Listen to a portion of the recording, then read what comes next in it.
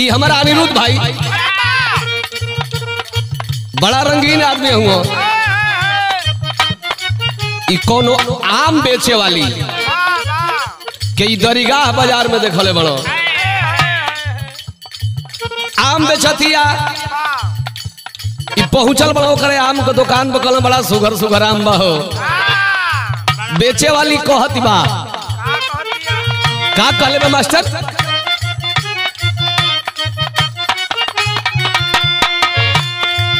अरे आम ले ला बेचतानी सर आम ले ला।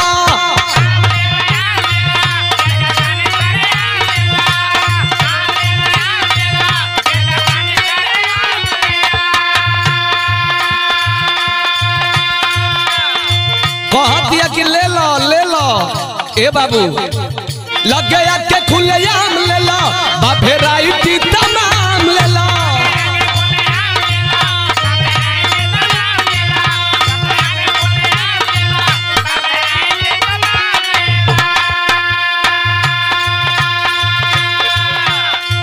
कहतिया कि घबरा मत न टाइम वेस्ट कर टेस्ट अभी टटके बा। अरे टटके बा अरे टटके बा अरे टटके बा बाकी टटके बा तोरा आम के सवाद गोरी खटके बा बाकी हटके बा बाकी हटके बा।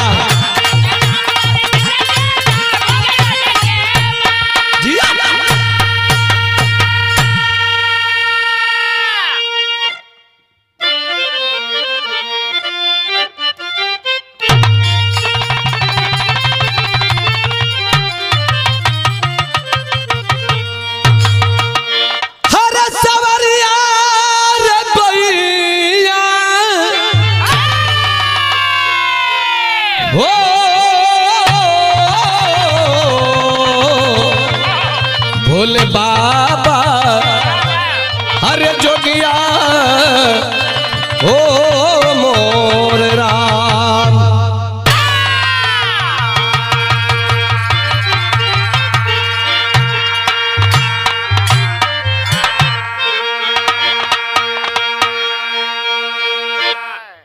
अच्छा बाबूजी लोग, हम बिरहा गायक राम कुल यादव शहीदी धरती गाजीपुर बिरहा सुने वाला सब भोजपुरिया भाई लोगन के हमरा ओर से और आरभी स्टूडियो रिकॉर्डिंग भीमपुरा बलिया और आरभी म्यूजिक बिरहा चैनल के ओर से सभी लोगों को हम सादर नमस्कार करते हैं। आज पूरे हिंदुस्तान में एक चर्चा की विषय बनी है, आए दिन रोज पर रोज हर रोज। सबसे पहले शुरुआत हुई 2023 में एसडीएम की कहानी। बारे हमारे मीडिया वाले भाई रोज पर रोज को खोज के मर्दन को छोड़े वाली कहानी मेहरारू नौकरी पवला के बाद मर्द के छोड़ो ताड़ी। अच्छा तब गवैयो गावत गावत सिहरा गइलो। अब हम सोचली कि कितना एहनी के बिरहा गावल जाओ, ई जितने कांड गावत हो जाओ उतने ही कांड करत अड़ी सो। तो हट के एगो बिरहा बा, यह एक दर्द भरी कहानी है। मंदिर में भगवान का पूजा करते हुए पुजारी, जिस मंदिर के एक रक्षक है, मंदिर की सफाई करते हैं, भगवान की पूजा करते हैं, और मंदिर में पूजा करने वाले एक व्यक्ति की हत्या होती है मंदिर में। क्या भगवान भी नहीं बचा पाए अपने भक्त को? ये बिरहा के सुनल जाई और चैनल के सब्सक्राइब लाइक कमेंट कर जाई कि क्या ऐसा होना चाहिए। भूमिका में भाव लगल बाबू। हिल गई मैदानी रूह कंपित हुआ, शोक में आसमां डगमगाने लगा। रुधिल हुई गंगा सागर की लहरें, अस्कर जनी के आंखों से आने लगा। जल्लाद जालिम जमाना बना, आज इंसानियत रो रही जुर्म छाया। राम निवास कभी रहना संभल कर जरा,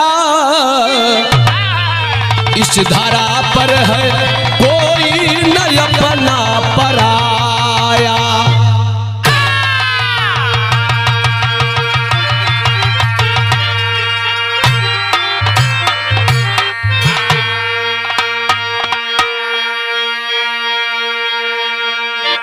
भैया इस धरती पर अगर रहना है तो अपने आप को संभल कर रहना पड़ेगा। बिरहा में एक लाइन गजल का भाव लगल मास्टर,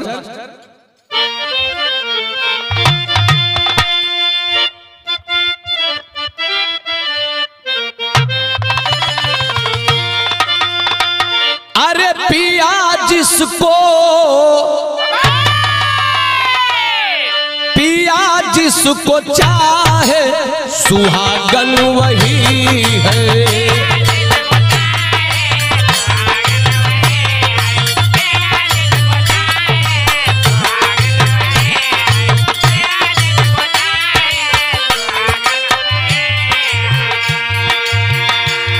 अरे पिया जिसको चाहे सुहागन वही है।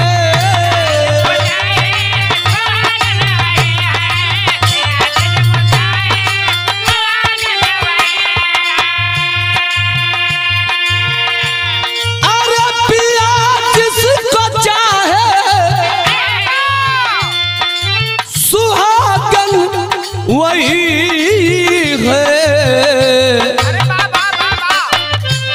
अरे जले जो बिरह में अभागन वही है।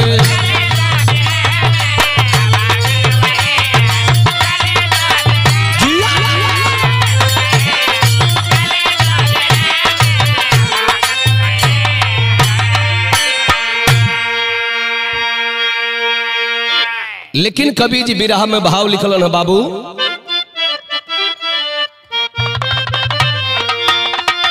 अरे कलम रो रही है खुदा की खुदाई।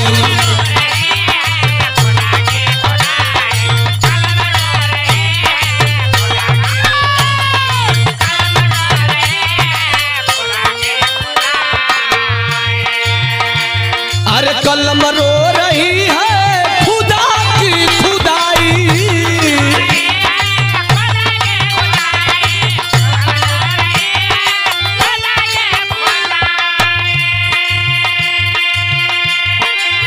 अरे कलम रो रही है खुदा की खुदाई। कहाँ सो रही है खुदा की खुदाई।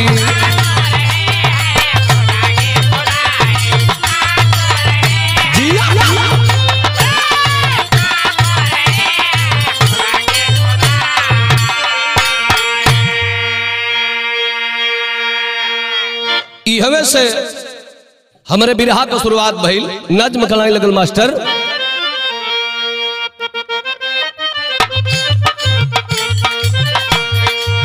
धर्म निरपेक्ष देश भारत ये हमारा है। यहाँ बहती पावन गंगा जमुना धारा है।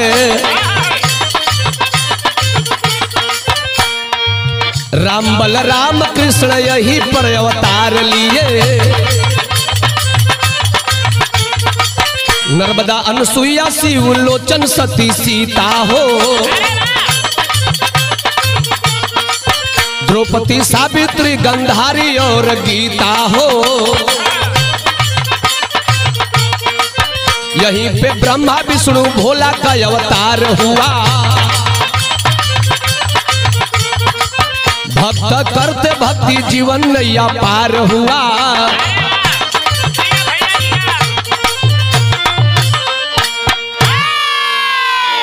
वारे हमारे हिंदुस्तान की धरती, जिस धरती पर एक से एक संत, एक से एक देविया देवता भगवान का जन्म हुआ और भक्ति करके अपने जिंदगी की नैया को पार करते रहे। ए बाबू तो यहाँ एक लाइन तर्ज लगल हो, कवन तर्ज बा?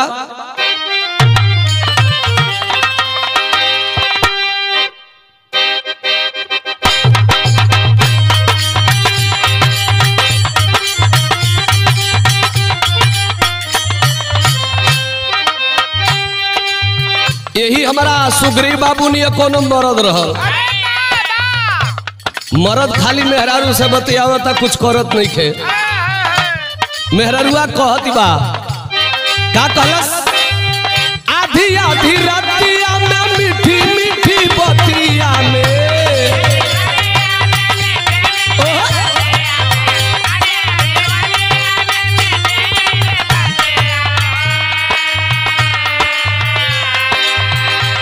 कहती है कि राजा है मीठी मीठी बात मत बतियाओ। देखो तोड़ा घड़िया में 4 बज गई, भोर हो गई। कहती बा आधी आधी रतिया में मीठी मीठी बतिया में जगले में हो गई बिहान पिया।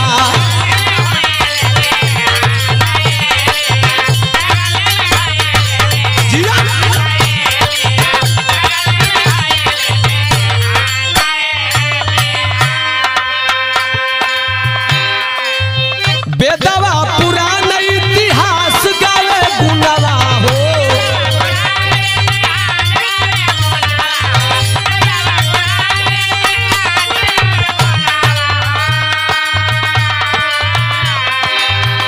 वारे हमारे राम निवास पासवान कवि जी गोरखपुरिया जी बड़ा सुंदर भाव लिखले हुआ। बेदवा पुराना इतिहास गावे गुनवा हो, बाटे समैया बलवान बाबू जी।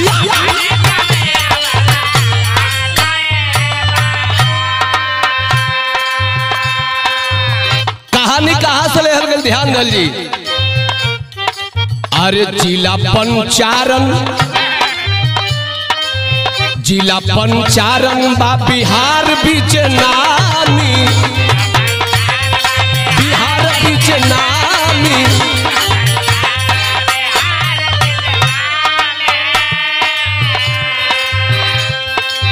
जहां पे गोपाल थाना बाटे सरनामी,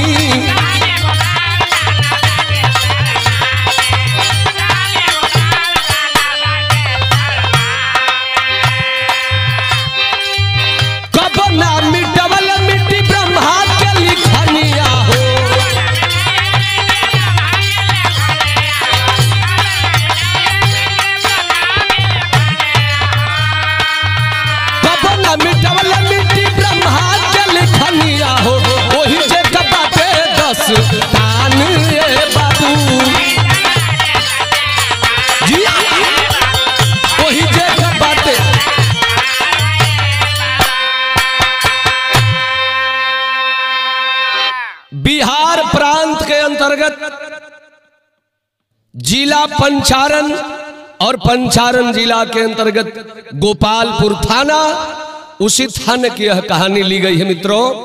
समय बहुत बलवान, इंसान बलवान नहीं है, समय बलवान होता है। मास्टर यहाँ एक लाइन फिर तर्ज बदल गई।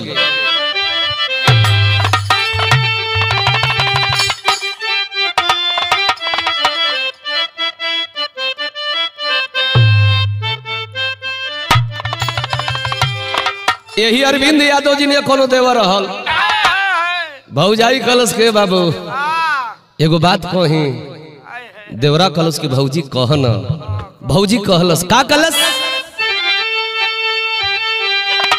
हाथ जोड़ी पैया परी अरे करिला गोहार देवरू, हम के लिए हो देवा, हम के लिए हो देवा, सूट सालवार देवरू।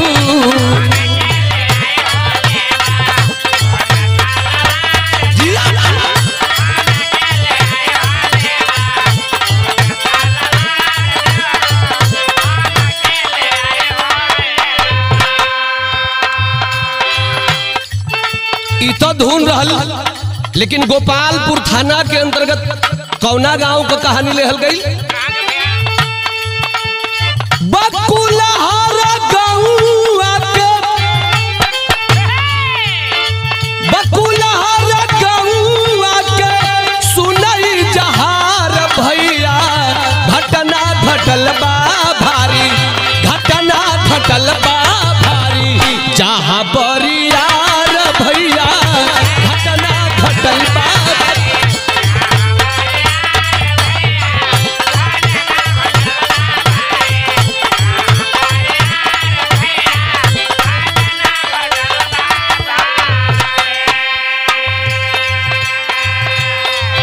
बकुलहर गांव से सटा एक मंदिर, भगवान राम सीता का मंदिर। मास्टर, उस मंदिर में हुआ क्या?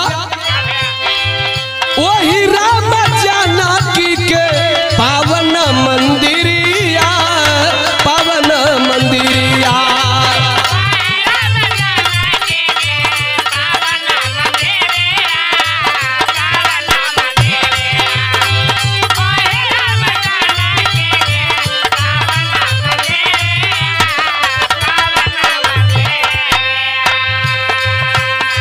रहल रुदल साह ठीक उहा के पुजरिया, उहा के पुजरिया।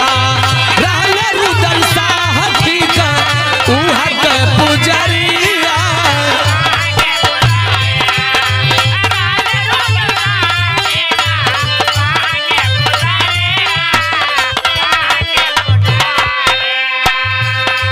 व्यक्ति सीधा आध्यात्मक उनकर विचार भैया, घटना घटल बा भारी, घटना घटल बा भारी, जहाँ बरियार भैया घटना घटल बा भारी।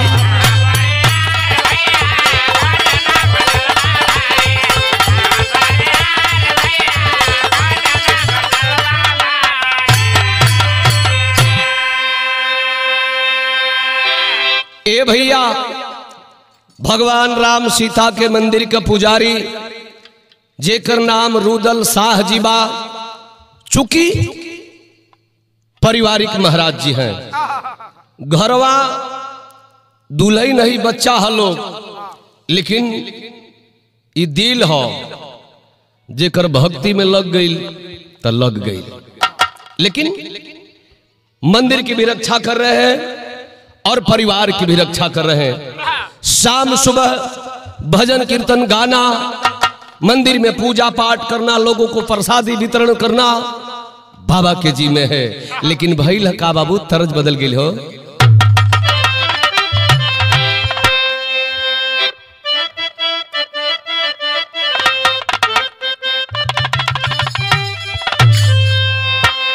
उहे तर्ज बा, अरे डूबी मारब ये राजा जी। यही हमारा रामकरण जी ने कवि केहू रह, चंदनो कम नहीं खे, ऐसे लोगन का मेहरारू कहत कि राजा दक्षिण चल जाइ हो, पश्चिम चल जाइ हो, उत्तर चल जाइ हो ए अंजय, लेकिन पूर्व मत जइहा। मेहरारू कहत बा का कलस,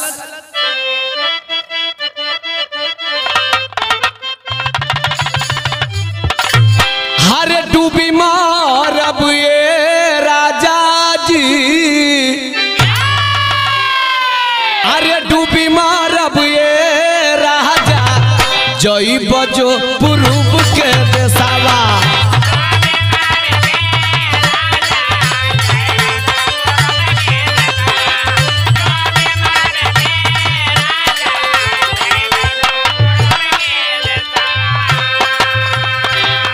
वही पूर्व देशवा राजा बस बंगलिनिया हो।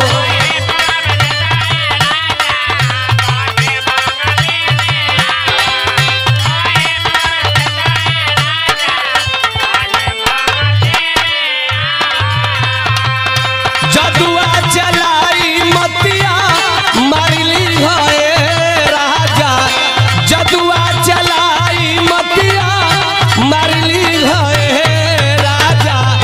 जही बजो पूर्व के दसावा डूबी मारा राजा जही बजो पूर्व के दसावा।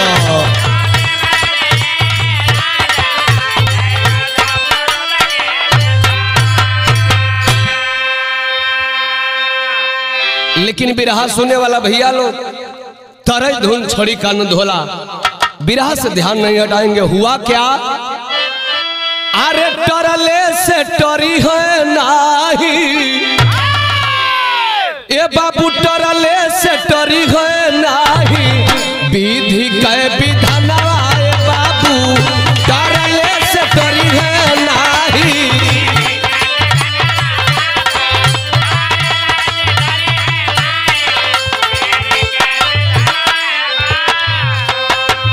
जाने सारी दुनिया गावे बेदवा और पुरानवा ए बाबू, जाने सारी दुनिया गावे बेदवा और पुरानवा ए बाबू, टरल से टरी है नाही, विधि के विधानवा ए बाबू।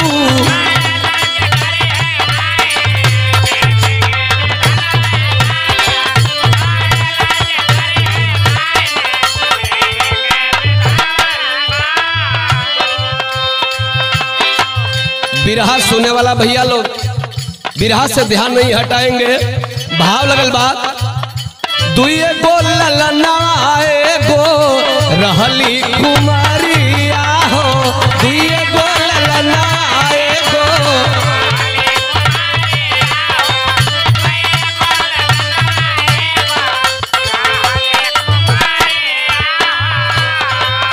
दिनवा बितावत रहली साथ में गुजरिया हो।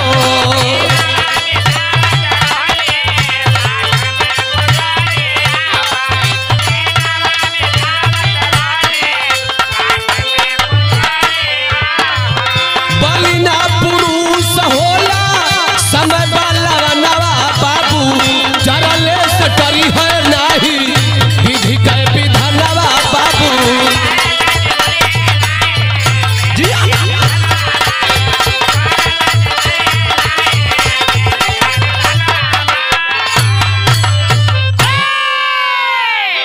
महाराज जी कदुई बेटवा हुवन, एक बेटिया है और उनका धर्म पत्नी भी है। मंदिर के जहां बात रही तो मंदिर के अगल बगल में उस मंदिर की ज्यादा जमीन है। गांव के दबंग लोग उस जमीन को कब्जा करना चाहते हैं, लेकिन महाराज जी कहले कि मैं अपने जीते जी भगवान की जमीन को लेने नहीं दूंगा। पूजा पाठ करत रन हो बाबू। यही बीच में बहिल का हमरे बिरहा का आखिरी तर्जबा।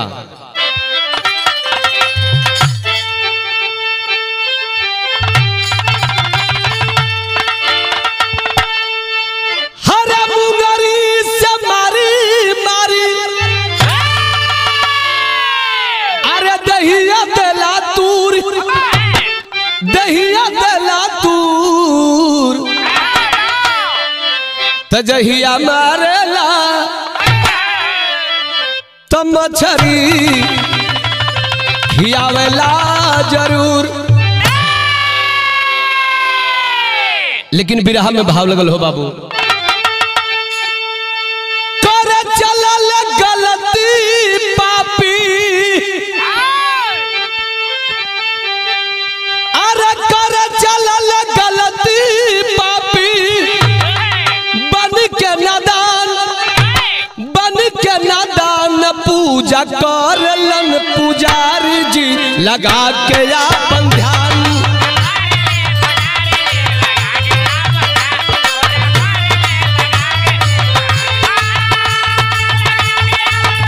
जी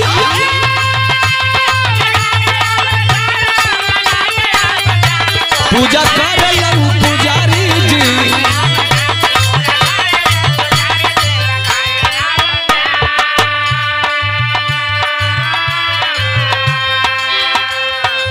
बेचारू पूजा पाठ कैलन ह, भोजन कैलन ह। वही मंदिर के चौतरा पर महाराज जी सुतल हुवन। भइल का बाबू धीरे धीरे भैलिया आधी रात कै पहरिया।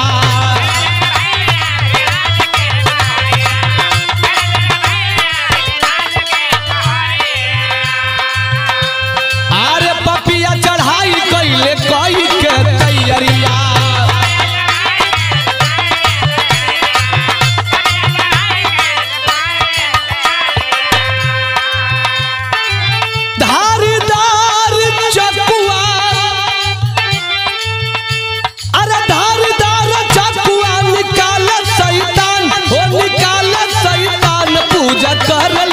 पुजारी जी लगा के अपन ध्यान।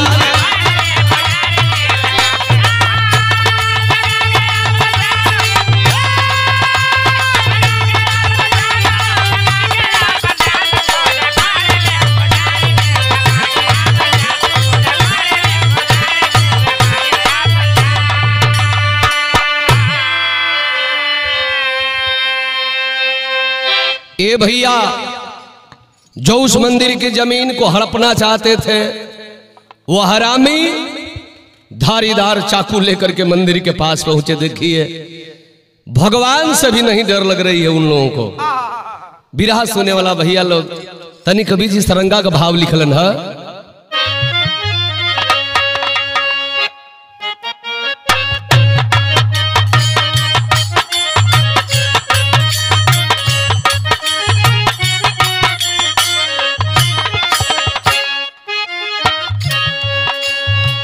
निदिया में रहले सिया राम का पुजरिया। सिया राम का पुजरिया हो कैले न पापी मन विचार जी।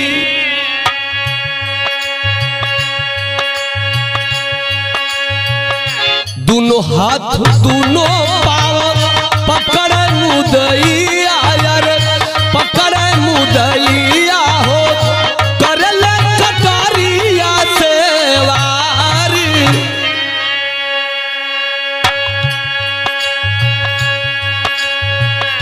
मुहवा दबा के कैले भारी दुर्गतिया। यार भारी दुर्गतिया हो तड़फे पराना उस बारी।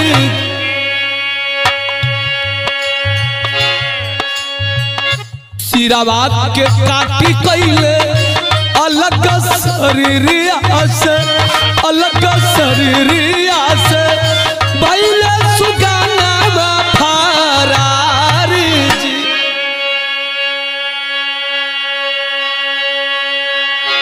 बिरहा सुने वाला भैया बाबू लोग मंदिर में पहुंचला के बाद आखिर महाराज जी के दोनों हाथ के कोनो बटोर के पकड़ ले है, कोनो दोनों गोड़वा धैले है, कोनो मारता कोनो घिसिरावता। महाराज जी के बड़ा परेशान कैलन, बड़ा दुर्गति कैलन। महाराज जी झरझर झरझर रोवत होन कि बाबू हम तो लोगन का खा बिगड़ नहीं बचवा। हम साधु महात्मा आदमी के हुआ जा काहे मारो तड़ लोग। मुंह पर नकाब लगौले उ चारों पांचों जब रहलन परेशान कैलन। परेशान कैला के बाद हो बाबू धारीदार चाकू निकाल करके और महाराज की गर्दन को काट लिए। जब गर्दनिया कटल हो बाबू तो कवि जी बिरहा में टेरी का भाव लिखलन है। गुलशन की डाली डाली रो पड़ी, सिसकने लगी कली जब जुदा हुआ है माली। अरे हो माली, अरे हो माली। सिसकने लगी कली जब जुदा हुआ है माली, गुलशन की डाली डाली रो पड़ी। भैया हो आज यह घटना घटी मंदिर में। महाराज जी की गर्दन को काट करके और उनकी मूड़ी को लेकर के चल दी और धड़ वही है। तब भइल है बाबू तनी पद का भाव लगल। भगवान भक्त का पावन रिश्ता, भगवान भक्त का पावन रिश्ता वेदों ने जिसे सराहा है। भगवान भक्त का पावन रिश्ता वेदों ने जिसे सराहा है। धरती टिकी भक्तों के बल पर संत ऋषियों ने जब चाहा है। जब भक्त सुरक्षित नहीं धरा पर, जब भक्त सुरक्षित नहीं धरा पर, तब क्षेत्र की हालत क्या होगी। विश्वास के धारा में दुनिया में, विश्वास के धारा के दुनिया में रहकर के वकालत क्या होगी। कुछ समय बाद भिनसार हुआ, इंसान वहां एक आया है। बाबा बाबा कह करके आवाज तुरंत लगाया है। ए भैया, बाबा के गर्दन के काट के हरामी मुड़ी के लेके चल गई। धीरे धीरे 4 बजल भोर भइल ह। केहू मंदिर पर गई फ्रेश होके बदे बाबा बाबा का आवाज वह आदमी जब लगाया है तो बाबा रहे तब तो बोले। आखिर भइल ह का बाबू, पहपट का भाव लगल।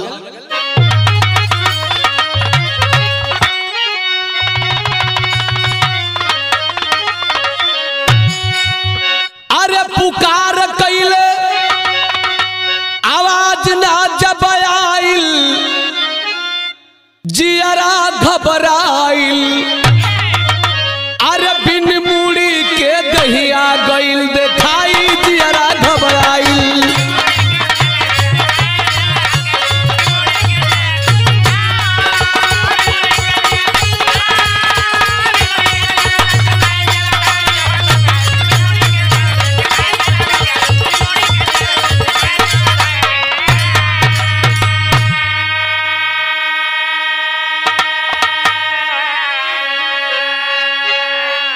भयल सोर कोहराम मचलबा, रोवे औरत बच्चा हो।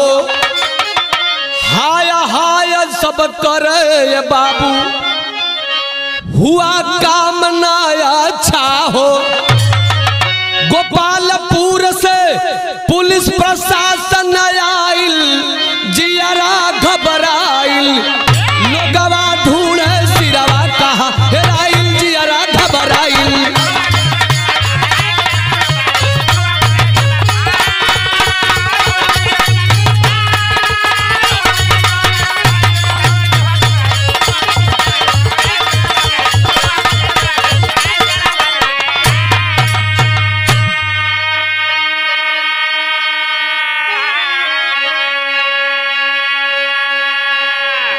ए भैया, गांव को सब लोग इकट्ठा भइलन ह।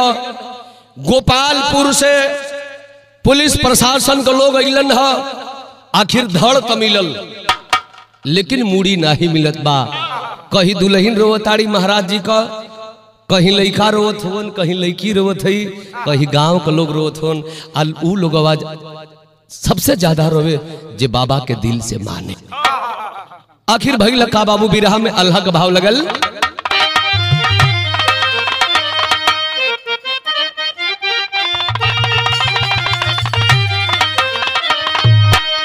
तलसिया पे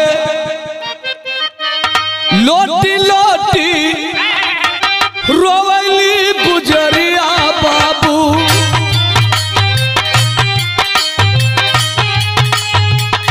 बचवा रोवेलन बहेला सुवन के धार।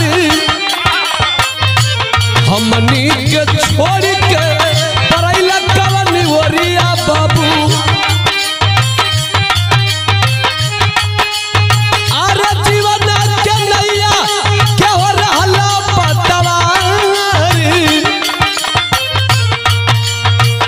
सेनुरा धोवाइल मोरा कैला का गोसैया शायद।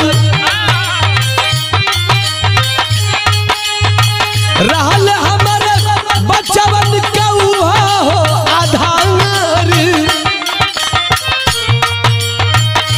पूछे ले पुलिस कर्मी मरल का करनवा बाबू। रहल हो जमीनिया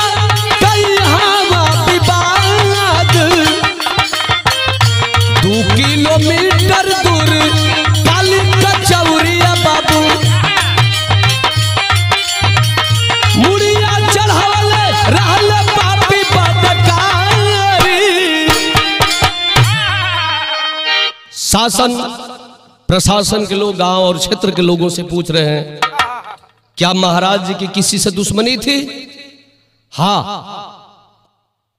कुछ दबंग किस्म के लोग हैं जो मंदिर की जमीन को हड़पना चाहते थे और महाराज जी उस जमीन के लिए लड़ते थे कि अब भगवान की जमीन है, यही कारण लग रहा है।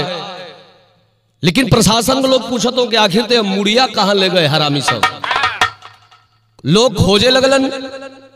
2 किलोमीटर दूर सिवाने में काली मैया का मंदिर, महाराज जी का मुड़िया, साधु जी का मुड़िया ले जाए वही काली मई के मुड़ी के लगे रखले हुए सब। आखिर भाई लका बाबू खड़ी के भाव लगल।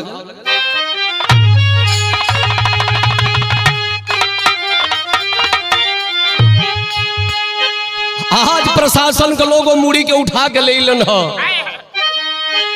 महाराज जी के मुड़ी के लगे धड़ के जब सटावल गई है, रखल गई है, बिरहा सुने वाला भैया लग आज सब करे आंख से आंसू बहत बा, पूरा क्षेत्र जवार के लोग रोत हुअन, तब भाव लगल है।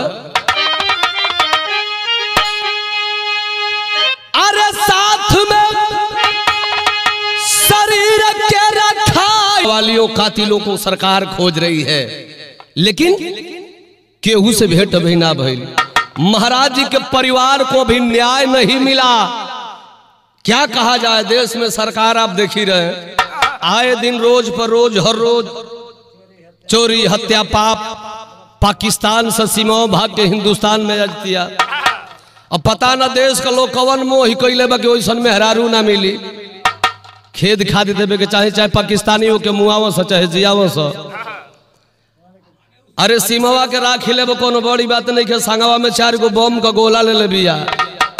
हिंदुस्तान के सरकार के यो समझे के चाहिए कि जहिया चारों तैयार हुई है सो तहिया देश में का हुई, तो भैया हो कहल गई।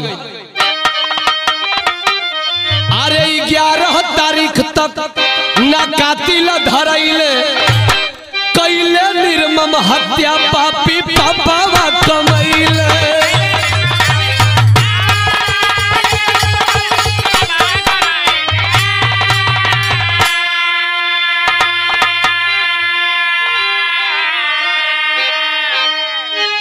जुटी के सब लोगवा बधाव धीरावा, रोवे सगरी नगरिया गिरेला निरवा।